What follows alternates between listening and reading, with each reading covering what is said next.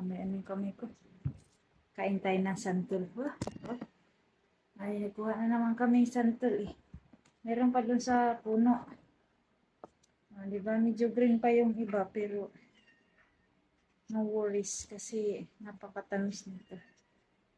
Mau mau. Tamis nitong santol nito. Tamis pa.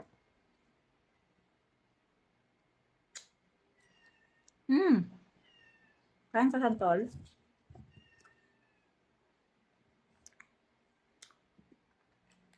Tamis, wala kang sabi.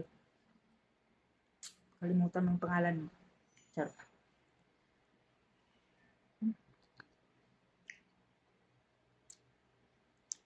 Tamis.